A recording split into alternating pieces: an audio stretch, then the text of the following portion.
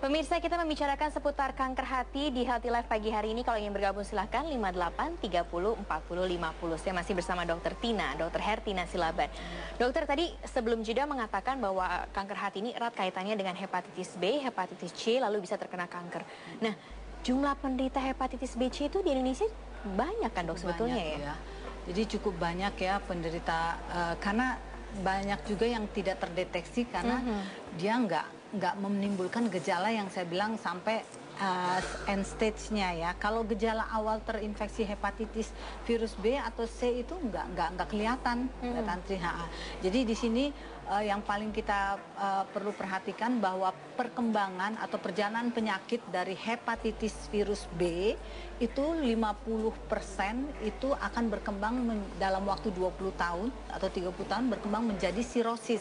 Sirosis jadi sel-sel hatinya mulai mengeras. Ya, struktur arsitektur hatinya tuh udah mulai rusak. Jadi jelas fungsi dia untuk menyaring racun itu udah nggak berjalan lagi ya. Kemudian kedepannya dari stadium sirosis ini akan menjadi kanker hati. Sedangkan kalau dari hepatitis C itu lebih besar, bisa 60-80% dia kejadiannya untuk menjadi sirosis dan kemudian menjadi kanker hati. Oke, sebelum kita bahas lebih lanjut, ada yang bergabung bersama kita, dok. Selamat pagi, Ibu Lia di Kalimantan Timur. Ibu Lia ya. Halo, Ibu Lia. Iya, selamat pagi.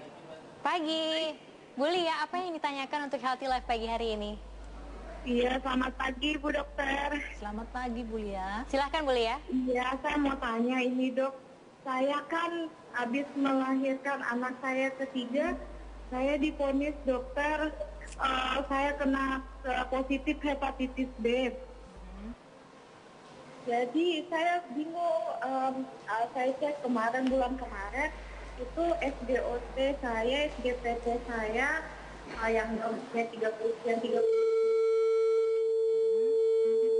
Halo, Ibu Lia. Ya, pertanyaannya bagaimana, Bu? Iya, saya mau tanya dengan anak saya 3 orang, jadi kan kadang saya lupa mungkin gimana ya cara mudahnya, saya juga konsumsi Garcia nih Mbak. Gimana ya cara mudahnya untuk mungkin pola makannya atau seperti apa atau bagaimana, dan yang itu hepatitis B bisa sembuh nggak itu Mbak, itu yang soalnya saya khawatir sekali. Terima kasih ya Bu Lia. Bisa sembuh nggak sih dok kalau udah terkena hepatitis B? Jadi hepatitis B itu perjalanannya tidak ada kata sembuh sebenarnya ya.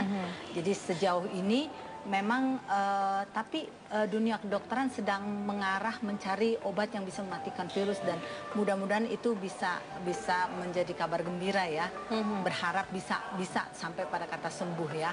Jadi kalau ibu ini mengatakan dia dinyatakan positif, jadi dia carrier ya, karena nggak terlihat gejalanya secara akut, dan anak-anaknya harus diperiksa ya. Jadi serologinya dari darahnya dilihat apakah mengandung virus hepatitis B ini. Oke, kalau tadi dokter tadi katakan tidak bisa sembuh, berarti apa yang harus dilakukan oleh Bu Lia untuk bisa mencegah ataupun juga menurunkan? Ya, kalau untuk Ibu Lia sudah pasti ya pola hidup sehat ya. Artinya dari tadi kan kemungkinan lemak-lemak itu bisa ke arah kanker. Kemudian makanan juga ya dicari yang sehat ya, yang sehat. Tadi Bu Lia juga mengatakan boleh mengkonsumsi suplemen, tapi itu harus tetap ya diobservasi dengan pemeriksaan darah atau lab secara berkala ya. Nah, untuk anak-anaknya ya ini harus juga dipantau ya, karena perjalanannya memang masih puluhan tahun ya. Jadi dari makanan, dari pola hidup. Karena sebetulnya kalau kita melakukan pola hidup sehat itu membantu kualitas hidup pasien ini. Tapi kansi anak-anaknya Bu Lia karena berapa persen dok? Iya, ya kansi itu pasti ada. Kansi itu pasti ada. Jadi memang harus hati-hati di keduanya ya, karena Ibu yang Lia saya dan bilang juga tadi kan perjalanan daripada kanker hati ini awalnya dari infeksi hepatitis virus B ini. Nah, setelah 20-30 tahun dikatakan 50% mengalami sirosis. Nah, sirosis pengerasan inilah tadi ya yang akan berlanjut ke kanker hati ya. Jadi memang dikatakan antara 5 tahun dia 20% atau 30% hidupnya itu tergantung. masih Ya. Oke. Nah, Dok tadi mengatakan bahwa ini terapi penunjang juga bisa dilakukan dengan kemudian mengkonsumsi suplemen-suplemen. Nah, salah satunya kulit manggis juga bisa, Dok, untuk hal ini. Iya. Sebetulnya kalau saya mau mengatakan kalau kita bicara untuk meningkatkan ketahanan tubuh, tetap kembali ke basicnya ya, pola basicnya adalah dari semua aspek.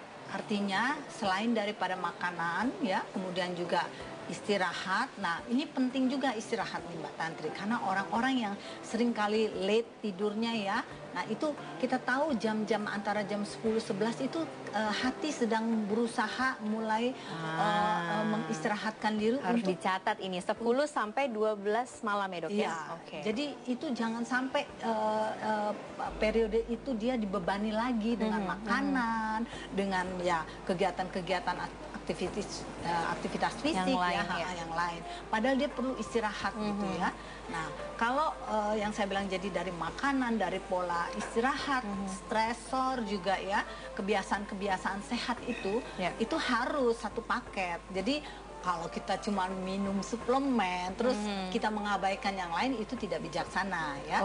Jadi tetap pada rambu yang harus kita. Saya ini masih penasaran sebetulnya dengan khasiatnya terhadap penyakit kanker hati untuk kulit manggis ini. Jadi nanti dokter tolong jelaskan ya. Jangan kemana-mana, kami akan segera kembali sesaat lagi.